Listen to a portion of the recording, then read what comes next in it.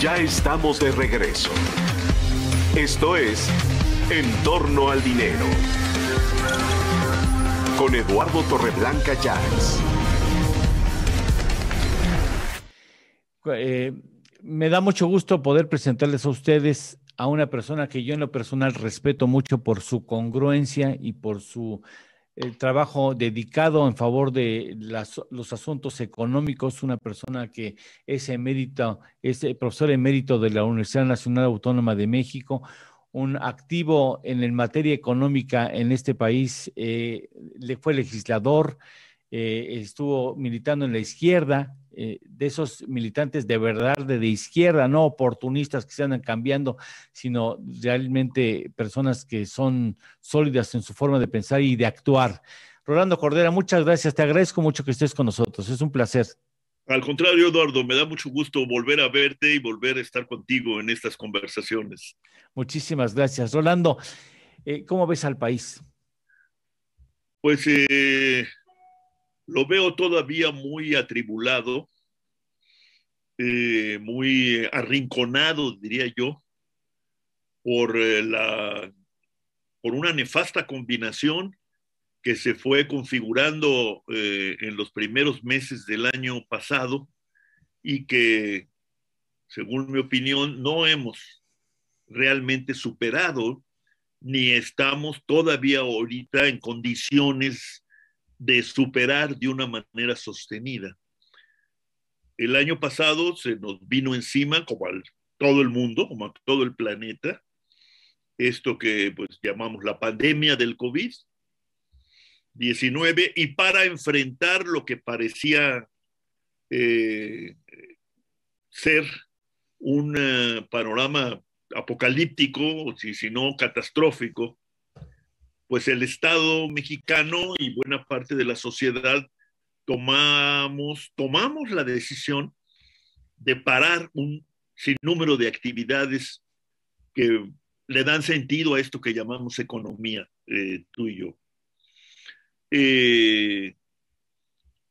Esto trajo como consecuencia, pues, una cantidad no solo inesperada, sino para muchos de nosotros simplemente inédita, de mexicanos trabajadores que no estaban trabajando. A algunos de ellos, realmente no sabemos bien a bien cuántos, pudieron llegar a un acuerdo tratándose de trabajadores asalariados con sus empresarios, con sus patrones, y no perdieron el ingreso del todo, porque a los patrones tampoco les convenía cerrar la empresa, sino más bien tenerla en suspenso. Sí. Pero millones más, pues sí, fueron lanzados a esto que no podemos llamar desocupación, porque no, sino más bien inocupación, ¿no?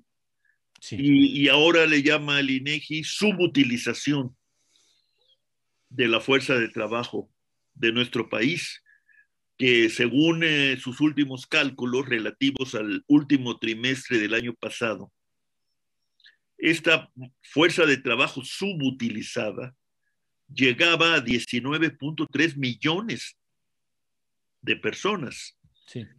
Según ellos, el 30% de la fuerza de trabajo.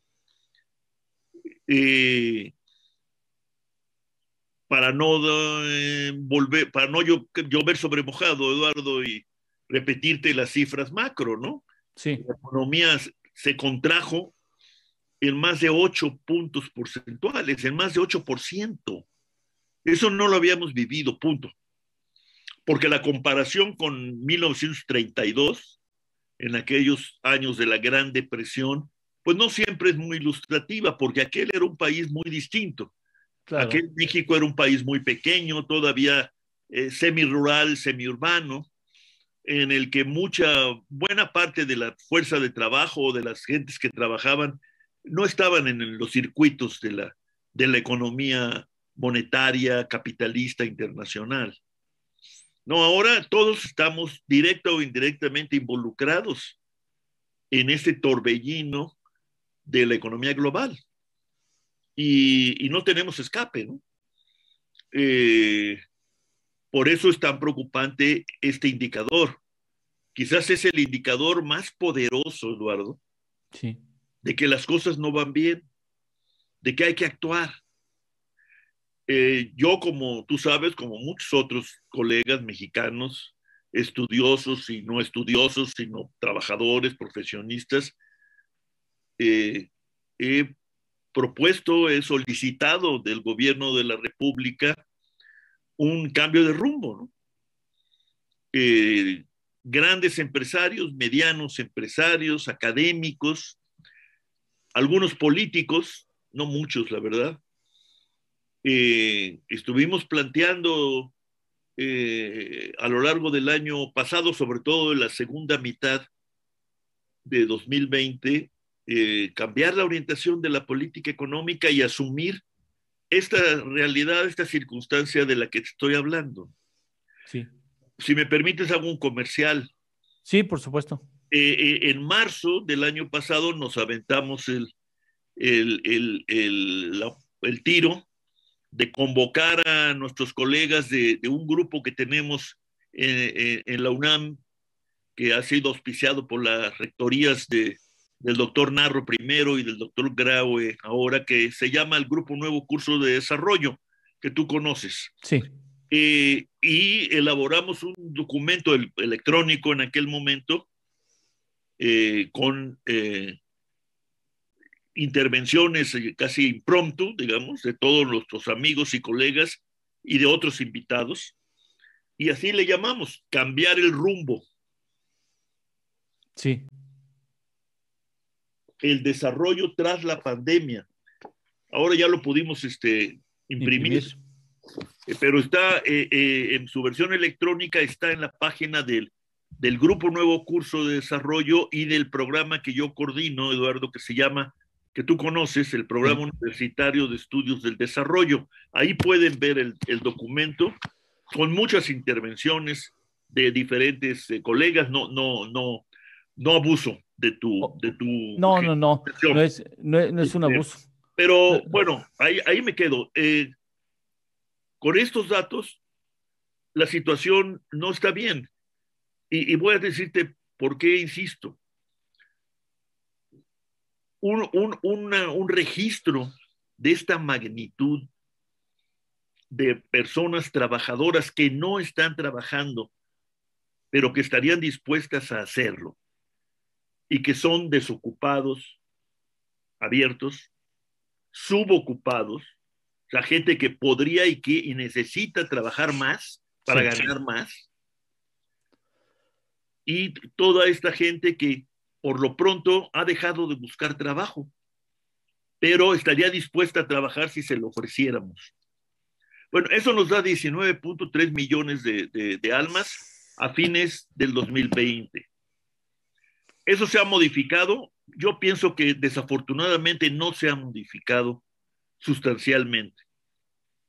Y por eso debemos fijar nuestra atención de mexicanos, todos, en un tema que veíamos un poco de pasada en México. En México había muy poca desocupación, Eduardo. Por una razón, que parece cínica. La gente no puede darse el lujo de estar desocupada porque no hay seguro de desempleo. Sí. Y entonces si uno pierde el trabajo, por la razón que sea, de inmediato comienza a buscar otro, o se inventa una ocupación, o se va a la calle a vender y a comprar y a prestar servicios. Por esa razón elemental, terrible, ¿no? Sí. No hay seguro de desempleo. Y entonces cuando hablamos de 2.5 millones de mexicanos abiertamente desocupados, o 9 y pico de millones subocupados, etcétera, estamos hablando de una situación social que trasciende al desocupado individual. Es una situación que nos afecta a todos, Eduardo. Permíteme ir a una pausa, Rolando, porque a mí me gustaría preguntarte, yo como mexicano no entiendo por qué el gobierno de alguna manera en los hechos ha renunciado a tener la rectoría en materia económica y por qué no aplica un programa de emergencia que convoque a todos los mexicanos, a todas las fuerzas de los vivas en México para sacar adelante al país de este problema y por qué pretende en la práctica que las cosas se pongan en su lugar solas. Después de una pausa, ¿me puedes dar tu punto de vista, por favor? Bueno. Gracias. Hacemos una pausa. 2 minutos, regresamos con Rolando Cordero. Estamos hablando con una persona que sabe de economía, que ha trabajado siempre por el asunto económico de una manera frontal, clara, decidida, inteligente y sobre todo pensando siempre en México por delante. Regresamos.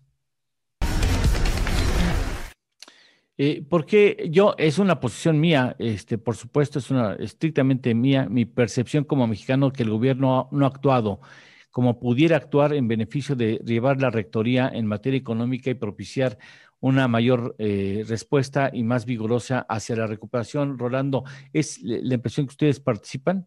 Sí, estamos de acuerdo, Eduardo. Como con muchos otros mexicanos, empresarios de diferentes tamaños, académicos, incluso políticos, pero tenemos el caso tan extraño de esta democracia que se estrena, que es como dice Pepe Goldenberg, germinal democracia, pero que no ejercita su voz, ¿no? Los políticos no han planteado en serio sus preocupaciones y sus constataciones. Pero en fin, lo que sí te diría es que el presidente se ha aferrado a una convicción. De que no debe el país endeudarse. Que no se debe endeudar cuando todos en todo el mundo se han endeudado. ¿Y por qué? Porque primero es lo primero. No tiene caso, digamos, resguardar la santidad financiera de una economía, no endeudándola, si del otro lado lo que tienes es estas cifras de desempleo, subempleo, inempleo y demás, que muy probablemente impliquen dramas personales y familiares que, como tú has dicho, no habíamos vivido los mexicanos vivos hoy aquí. Y el presidente, sin embargo, ha insistido, él confunde, él cree que el rescate de estas empresas que por cierto, no quebraron, la mayor parte de las empresas que cerraron no cerraron por irresponsabilidad financiera, por abuso, no, cerraron porque nosotros lo decidimos. Claro. Entonces, claro, el costo en el que han incurrido, que es un costo social enorme, es un costo de todos, que deberíamos haber asumido como eso, y entonces les tendríamos que haber dado, pues lo que técnicamente se llama un rescate, ¿no? Para luego pensar en la recuperación. Ahora, ¿será un error histórico el no haber actuado? Yo me temo que si se empeña en esta posición, el gobierno habrá cometido un gran error histórico al que tendrá que responder en algún momento. ¿Sientes que hay una lesión importante en la estructura de la economía mexicana? ¿Ya existe ese daño? Ya existe ese daño. Para empezar, estos 19 y pico de millones de mexicanos subutilizados. Esto implica un daño directo sobre el despliegue de las capacidades productivas que existen. Pero no solo eso ya nos lo dijo, fíjate nada más, de Adam Smith en el siglo XVIII. Como dijo Adam Smith, el gran, terrible desafío es que cuando hay desocupación, se pierden habilidades, se deterioran capacidades y entonces necesariamente se erosiona la capacidad de aprender, de experimentar de los seres humanos. Entonces la desocupación no es un asunto casual ahí de que me quedé sin trabajo y a ver mañana qué consigo, ¿no? No, es que mis habilidades, mi disposición al trabajo se ve afectada. Y yo temo que estas cifras frías de 19 millones o 20 millones eran 10, a fines de 2019 no pasaba de 10 millones esta magnitud de trabajo subutilizado y se aventó 9 millones más en un año. Oye, Bueno, entre más tarde de intervenir, más daño seguirá haciéndose a la economía. pues sí, sí. Mucha gente, quizás, estoy especulando un poco, Eduardo, me disculpas, pero No, no, por favor. muchos pequeños y medianos empresarios que tuvieron que cerrar porque sus actividades son consideradas, ¿cómo se llama? No indispensables. Quizás también están pensando, por el tiempo que ha pasado, en de plano cerrar, ¿no? Y buscarse otra cosa, o irse del país. Todavía no tenemos una buena idea de lo que le ha ocurrido a la planta empresarial mexicana, que como a veces es muy variada. Fíjate que en lo personal, como mexicano, yo no considero que Andrés Manuel López Obrador sea de izquierda. O sea, cuando me dicen el gobierno de izquierda, digo, por favor, los economistas que han militado en la izquierda, con pruebas contundentes de ser congruentes entre lo que se hace y lo que se piensa, hubieran administrado de una manera distinta este problema económico, Rolando. Muy probablemente, mira, porque al menos en el primer round, estaba claro lo que había que hacer. Había que gastar más para evitar que los negocios y las empresas en suspenso derivaran en una quiebra y en un desempleo abierto. Había que gastar más y apoyar a estas empresas, o por lo menos, como lo solicitaron muchos de ellos, posponer, por ejemplo, el pago de impuestos, el pago de las cuotas laborales, etcétera, que en condiciones normales, pues nadie va a decir que son muy gravosas en México, ¿no? Pero claro, en condiciones de suspenso de la actividad económica a nivel masivo, pues sí afectan. Es la línea entre el malestar y el malpasarla, ¿no? Rolando, ¿se van a acomodar solas las cosas? No, nosotros, bueno, la experiencia de 2 siglos de economía de mercado, de economía capitalista, nos dicen que las cosas no se acomodan por sí solas de buena manera. Claro, si todos nos resignamos, si no nos planteamos ninguna mejoría en nuestra situación individual y familiar de vida, etcétera, bueno, pues podemos vivir muchos años de una situación de pasividad resignada, ¿no? Oye, pero eso un pueblo joven como es todavía el mexicano, en el que la mayoría son jóvenes y jóvenes adultos, pues no lo va a admitir por mucho tiempo, porque lo que quieren estos jóvenes y jóvenes adultos es vivir mejor, educarse mejor, tener mejor salud, etcétera, ¿no? Me tomé la libertad y te consulto de decirle a 2 de nuestros principales colaboradores, como es Pablo Álvarez y Casa Longoria, quien tú seguramente conoces, sí, y Javier Treviño, director de Políticas Públicas del Consejo Coordinador Empresarial, que escucharan tu participación y que de alguna manera pudieran también intervenir y hacerte alguna pregunta. Les pido a ellos, a ambos que están en la sala, que ubiquen sus cámaras, por favor, y que pudieran pues por lo pronto hacer algún comentario, pero más que preguntar, hacerte alguna pregunta a ellos que son economistas o que son personas muy de muy nivel intelectual y crítico notorio, mucho mejor que el mío. Le dije yo a Pablo, por ejemplo, Pablo, quisieras hacerle alguna pregunta al maestro Cordera, y aquí está contigo, al igual que Javier Treviño. Gracias. Me da mucho gusto, a ambos los conozco, me da mucho gusto. Hola Rolando, buenos días al auditorio. Hola Pablo, ¿qué tal? ¿Cómo estás? Bien, fíjate que yo tengo como una curiosidad intelectual. Yo me acuerdo que tú me invitaste a un evento donde estuvo Arturo Herrera en octubre del 2019 y alguien del programa que tú coordinas, no me acuerdo quién, le preguntó que si iban a aplicar políticas contracíclicas, porque en ese momento la economía ya comenzaba a tener una contracción significativa. Y me acuerdo mucho que Arturo respondió que no lo dejaron, pero que el siguiente año, que iba a ser el 2020, iba a pedir políticas contracíclicas.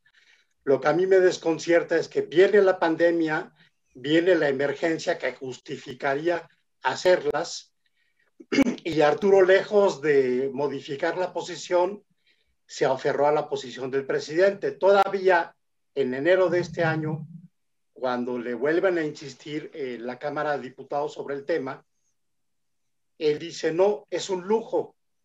Entonces, yo la verdad conozco a Arturo, no tanto como tú, pero me extraña mucho este cambio tan radical de posición del secretario de Hacienda, ¿no? Y no acabo de entenderlo. Yo quisiera preguntarte a qué se debe, ¿no?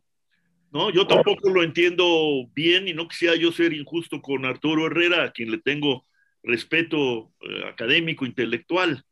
Aquella ocasión a la que te refieres era la realización de nuestro foro por un México social, Pablo. Claro. Y nos dejó a todos, bueno, no complacidos, pero interesados, más o menos tranquilos, cuando nos dijo Herrera que lo que había que hacer era prepararnos para aplicar medidas contracíclicas. O sea, que no estábamos preparados, pero que había que prepararnos. Y todos esperábamos que en efecto viniera para el 2020 una iniciativa del gobierno que empezara, por lo menos empezara a superar, a ajustar su muy triste y lamentable situación fiscal, ¿no? El Estado mexicano es el Estado que más pobre fiscalmente hablando de América Latina, me atrevería a decirlo. Pero no se hizo. Y entonces cuando era claro que había que actuar contra el ciclo, digamos, es más, ir más allá de medidas contracíclicas, porque aquí estábamos lidiando con un desplome casi generalizado de la actividad económica, lo que quiere decir un desplome casi generalizado de la ocupación, como hemos venido comentando con Eduardo, y no se hizo. Bueno, pues el presidente ha puesto a la lealtad a él y a su gobierno primero que nada, ¿no? Primero que la racionalidad, primero que la experiencia histórica, primero que la experiencia internacional de hoy, ¿no? Y todos estamos un poco, pues digamos que pasmados, ¿no? Ante esta obstinación. No somos los únicos, Pablo, tú y yo, que estamos un poco desconcertados, sorprendidos. Algunos diplomáticos extranjeros que me ha tocado escuchar se hacen la misma pregunta que tú y yo. ¿Por qué? Cuando la evidencia muestra que una manera de ir saliendo, no de salir, no hay soluciones inmediatas ni mágicas, pero una de las maneras es gastar más para proteger a la gente que está hoy desprotegida. Permíteme que intervenga Javier. Javier, si eres tan amable. Hola, buenos días, Eduardo. Buenos días, Rolando. ¿Cómo estás? Qué gusto. Bien, Javier, gusto. Oye, escuchándote, y evidentemente, pues coincido con todo tu análisis y lo que comentaste. Y yo solamente quisiera añadir un tema, a ver si nos puedes hacer un comentario adicional. Te estoy platicando desde Monterrey, donde sufrimos lunes y martes apagones tremendos, y al mismo tiempo está en la discusión en el Congreso, en la Cámara de Diputados, de la iniciativa de reformas a la ley de la industria eléctrica. Y lo que es sorprendente es cómo pues el presidente quiere de alguna manera fortalecer a la Comisión Federal de Electricidad, entre comillas, pero al mismo tiempo pues dañando a la mayor parte de los mexicanos, porque la Comisión Federal de Electricidad, aun cuando es una empresa productiva del Estado rentable, muy rentable, lo es en la actividad de transmisión y distribución, pero es muy mala generadora de electricidad. ¿Y cuál es tu opinión sobre la necesidad de realmente permitir al sector privado a seguir fortaleciendo la generación de energía eléctrica y dejar que la Comisión Federal de Electricidad pues se fortalezca en sus actividades monopólicas de transmisión y distribución, que es lo que le corresponde por ley. Pero, ¿qué opinas de esta iniciativa? Estamos en manos de los diputados, ya dijeron que no le van a cambiar ni una coma a la iniciativa y esto lo van a votar el próximo día 23 de febrero y va a ser trágico para el futuro del país. Veo que mientras los países, estamos en el mundo al revés, mientras los países están enfocados en la innovación, en la competitividad, aquí las empresas en México se tienen que enfocar en contratar abogados para litigar, para llevar los juicios a los juzgados, a la Suprema Corte de Justicia, y ahora van a ir a los tribunales internacionales, arbitrajes de protección de inversión, paneles de los tratados. ¿Qué opinas de esto, Rolando? Mira, lo diría suavemente, Javier, es del todo inoportuna la iniciativa.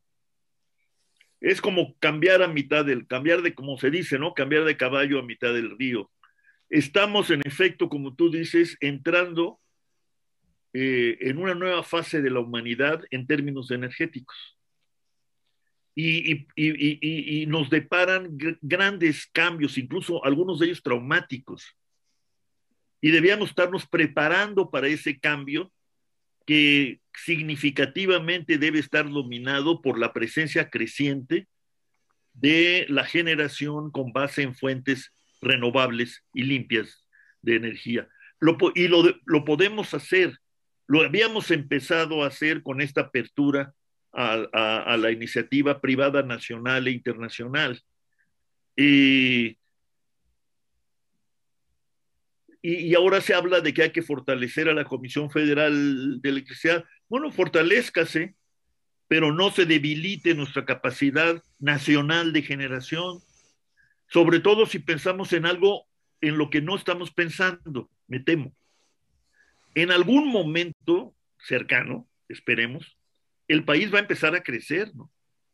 Porque es un país muy grande, con una economía que, con todos sus defectos, que tú y yo compartimos, digamos, en gran medida, tiene capacidades instaladas, puede crecer más de lo que lo ha hecho en los últimos 30 años.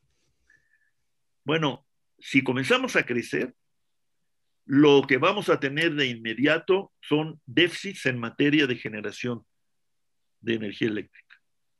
Y es un lujo que no deberíamos estarnos dando. Entonces, no afectemos los barruntos, si así queremos decirles, de economía mixta que se configuraron con la reforma energética de hace unos años, sino más bien perfeccionemos esta economía mixta. Permítame, Rolando, permíteme ir a una pausa, tengo que ir a una pausa. Le pido a Javier y a Pablo que se queden un ratito más, ¿no? Vamos a hacer acomodos porque yo no puedo perder la oportunidad de seguir escuchando a Rolando Cordal. Hacemos una pausa y regresamos. Muy bien. Pablo, si eres tan amable.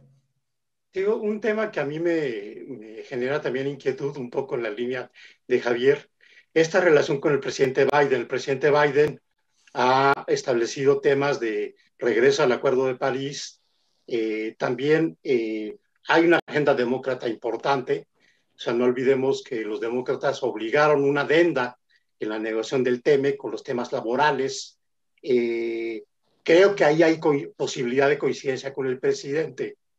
Sin embargo, hay como temas de desencuentros con cambio de las reglas del juego en el tema energético.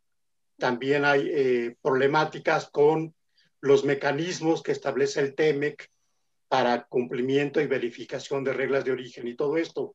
Entonces, me parece que ahí hay un tema pendiente en la relación del comercio exterior con Estados Unidos. Me gustaría que tú nos pudieras comentar algo, Rolando. Bueno, Pablo, podemos esperar con el cambio no solo de gobierno en los Estados Unidos, sino de orientación política y filosófica que Biden está tratando de convertir en un cambio que involucre prácticamente todo su país.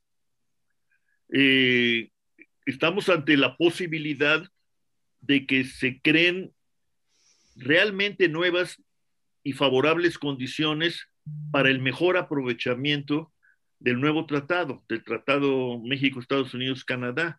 Yo recuerdo que era muy interesante el mensaje de SEADE, que se convirtió en el principal negociador del nuevo gobierno, y ahora pues, quién sabe dónde está, ¿no? Que decía que las reglas de origen parecían una imposición desventajosa para México, pero que él decía que se podían convertir en algo nuevas oportunidades para la industrialización más integrada de nuestro país, aprovechando estos convenios. Y yo pienso, salvo la mejor opinión de ustedes, que tenía razón SEADE. Y entonces lo que tenemos que prepararnos a hacer, como lo ha planteado la propia CONCAMIN y su muy importante Instituto de Desarrollo y Crecimiento, el IDIC, lo que tenemos ya que hacer es una estrategia de política industrial y traer a la política industrial de vuelta a casa. Necesitamos organizar nuestra musculatura económica y social y mental para retomar y perfeccionar la industrialización de México. México ya es un país demasiado grande como para jugar a ser un país rural, ¿no? Ya no lo puede ser, pues. Y si lo fuera, sería a costa del bienestar elemental que se ha logrado en siglos, ¿no? Yo creo que el tema de la industrialización de nuestro país debería estar de nuevo en el centro de nuestras preocupaciones. Desde luego, de la preocupación empresarial de todos sus tamaños y desde luego de la preocupación de los dirigentes políticos. Y tenemos que irnos en esa dirección. Y un tema fundamental para pensar en serio en una nueva economía industrial para México es el tema energético. No podemos hacer como que los déficits previsibles se van a arreglar por sí solos, ¿no? Y menos que lo va a hacer la CFE. Entonces, pelearnos con la inversión privada y poner en riesgo nuestras iniciales buenas relaciones con los Estados Unidos, pues no parece muy apropiado, ¿no? Javier. Después de una recesión autoinfligida por la pandemia, en el caso de nuestro país, hace rato comentabas, Rolando, sin duda la reactivación de la economía va a ser fundamental.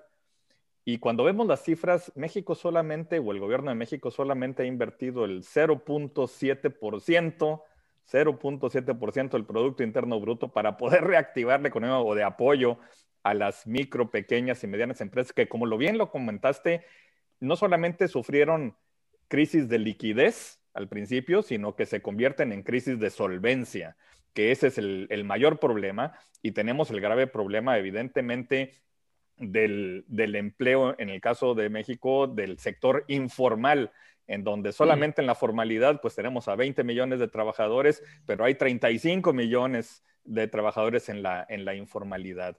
Y vemos al gobierno que está empeñado en querer salir a su manera, dicen ellos, de la crisis a través de los programas sociales, los cuales decía que iba a llegar al 70% de la población, pero en realidad pues están llegando como al 17% de la población. Todo esta dilema o contradicción, ¿cómo lo ves, Rolando? El énfasis en estos programas sociales en lugar de apoyar a las micro, pequeñas y medianas empresas para conservar el ingreso de las familias y conservar el empleo. Yo te agregaría solo una cosa, Javier.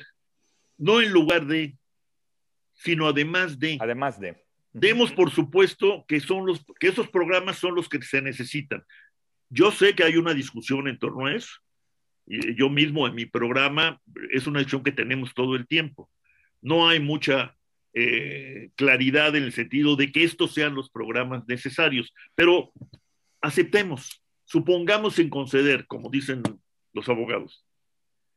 Eso no debe ser, no debe servir para oponerse a un cambio de rumbo en la composición y tamaño del gasto público, sino al contrario. Ahora, ¿eso cómo se logra? En lo inmediato, con déficit y deuda. En lo mediato, con una reforma fiscal a la altura de ese nombre que no hemos tenido en México y que necesitamos. Somos un mal ejemplo internacional, no somos un buen ejemplo, somos un mal ejemplo en materia de finanzas públicas y en particular de gasto, y en particular de gasto para el rescate y la recuperación, como tú lo has planteado, Javier. Ahora volvemos a la pregunta que se hacía Eduardo y Pablo de alguna. Bueno, ¿y por qué? Yo pues me quedo con lo que dije, ¿no? El presidente está convencido de que endeudarse está mal para el Estado, aunque le conste, porque yo creo que le debe constar, que hay un endeudamiento formal e informal privado creciente, ¿no?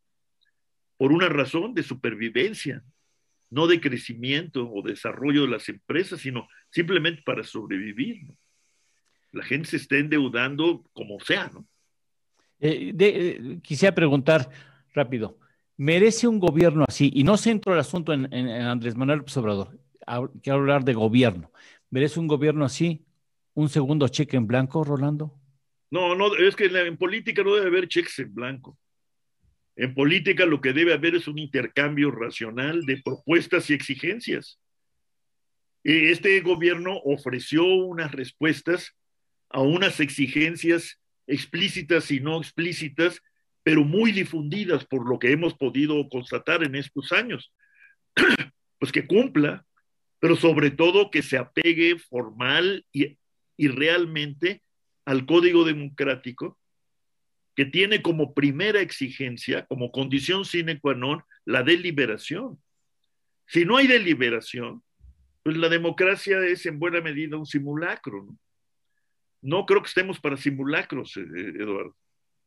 Estamos más bien para entrenarnos y estrenarnos, la verdad sea dicha, en una práctica democrática que no hemos asumido como algo indispensable, que es la deliberación organizada en las comunidades, desde luego en el Congreso de la Unión y en el Poder Ejecutivo, que está depositado en una sola persona, como dice la Constitución, pero eso no le impide llevar a cabo una práctica deliberativa sostenida y organizada.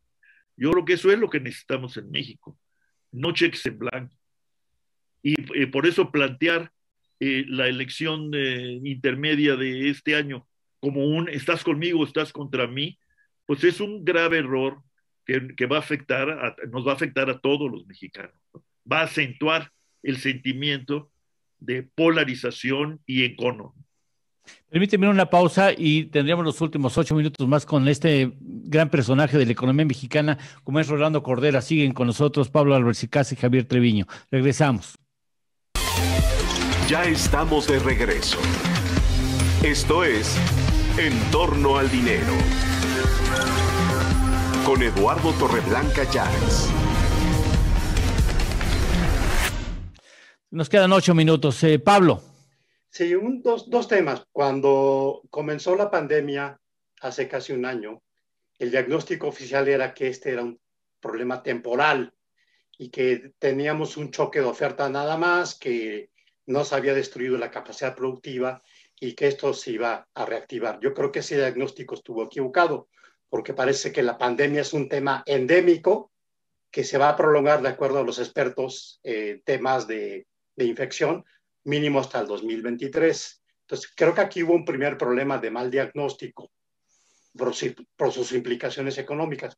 Segundo, cuando en junio estaba esta cuestión de dar un apoyo con una renta mínima que además se acababa de aprobar en España por la emergencia del desempleo permanente que mucha gente estaba ya presenciando en España, se aprobó esto y simultáneamente en México se presentó una propuesta que además cabe señalar que surgió de la izquierda y que apoyaron incluso a algunos diputados de Morena, de Movimiento Ciudadano, y la presentó formalmente una diputada panista.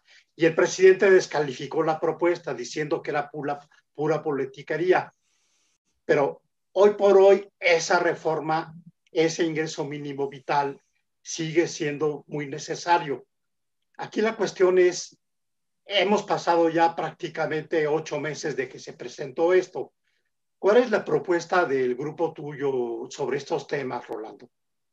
Bueno, nosotros nos quedamos antes de, aunque en el libro al que le hice propaganda, empezar a conversar con Lalo, tenemos 1 o 2 artículos, desde luego uno de Enrique del Val, sobre el tema de la renta básica, como él le llama. Hay diferentes posiciones. Sí, claro.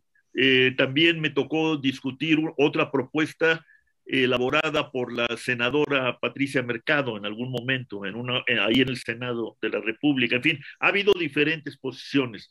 En general, la posición de nosotros, me atrevo a decirlo, aunque no somos nosotros porque coincidimos en la necesidad de hablar e intercambiar puntos de vista, no más que sobre todo eso, es que sí que se debe cambiar la orientación de la política económica y en estos momentos sobre todo pensando, uno, en la protección de los ya damnificados, empresas y trabajadores, y 2, en la recuperación del conjunto de la economía con base en un gasto público mayor, que sabemos tiene dificultades de financiamiento convencional, porque tenemos unas finanzas públicas de la penuria en nuestro país, ¿no?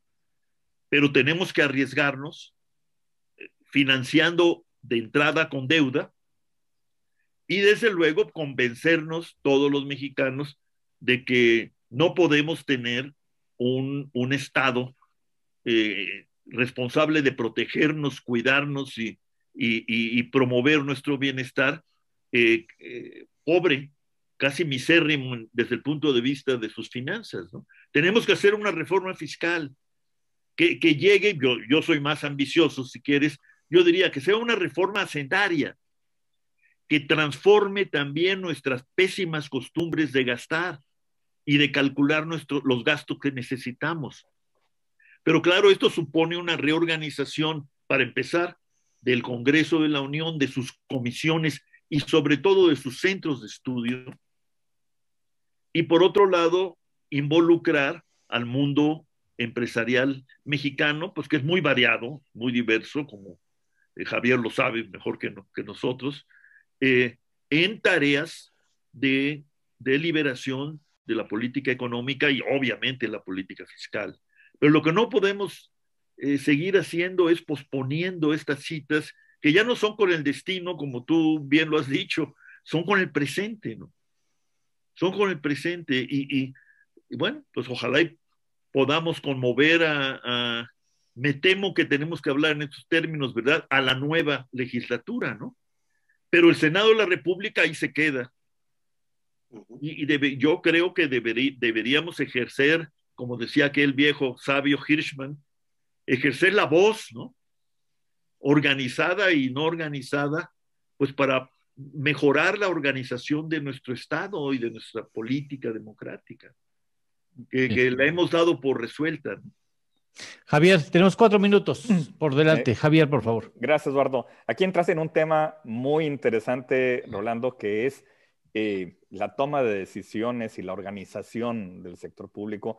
Y yo me pregunto, a veces hay mucha crítica y hay mucho análisis sobre una concentración del poder, o la concentración en la toma de decisiones en el Ejecutivo o en el presidente de la República. Primero me pregunto, ¿cómo toma las decisiones el presidente de la República? ¿Hay algún modelo? ¿Lo has visto? ¿Es un sistema? Yo veo que efectivamente todo mundo le consulta al presidente, pero no hay ningún modelo. Veo un gobierno descoordinado, con poca colaboración, trabajando en silos aislados, autónomos, donde no comparten las visiones, pero al final del día es un proceso muy desordenado de toma de decisiones. ¿Cómo ves al Ejecutivo en este modelo de toma de decisiones, Rolando? Yo lo veo más o menos así, Javier. Es un ejecutivo que en efecto está depositado en una sola persona, que no se comunica eficientemente con sus colaboradores. se da la impresión al menos de que se comunica casuísticamente, ¿no? En función de una u otra circunstancia que a él le parece que debe abordarse de una cierta manera, y así llama a uno u otro colaborador que generalmente le dice, sí, señor presidente, ¿no? Y manos a la obra. No parece haber gabinetes. No. No hay aquel célebre, a veces tristemente célebre, a veces no, gabinete económico, ¿no? Que debería haberlo. Y luego las tareas de planeación, pues de por sí estaban reducidas, yo digo, a su mínima expresión, pero con el presidente y con lo que pasó con el anterior secretario de Hacienda, fueron mandadas a un rincón, ¿no? No hay una tarea de planeación. Lo que tenemos por Plan Nacional de Desarrollo, pues no lo es, punto, para no calificar, no lo es. Rolando. El ejercicio que intentó Ursúa, pues quién sabe dónde quedó, ¿no? Rolando, ha sido un enorme privilegio compartir contigo unos momentos. Te dejo claro nuestro aprecio, nuestro respeto a tu posición siempre congruente, inteligente y siempre pensando por delante por México. Espero que este ejercicio podamos repetirlo al menos una vez al mes, el próximo mes de marzo, la siguiente, si nos lo permites. Es un placer no, haberte tenido aquí en Torno al Dinero. Gracias a Pablo Álvarez y Casi, muchas gracias, y sobre todo el gusto de estar contigo, Eduardo, y de haberme visto con Javier y con Pablo. Siempre, es un gusto muy estimulante. Gracias, Rolando. Este es tu caso, Rolando. Muchas gracias. Esta es tu casa, Rolando. Muchas gracias. Gracias, Miriam, te aprecio mucho. Muchas gracias. Gracias, buen día. Gracias, muchas gracias, Pablo Álvarez y Casa. Muchas gracias, Javier Treviño. Nosotros, pues, gracias a Leti Razo Gómez, a Ernesto Méndez, a Juan Núñez Jasso, que están detrás de las cámaras. Gracias a ustedes. Siga bien informado. Juan Martín Espinosa, nosotros hasta mañana en punto a las 6 de la mañana. Gracias. Llegamos al final de nuestra jornada. Acaba En Torno al Dinero, con Eduardo Torreblanca Llanes.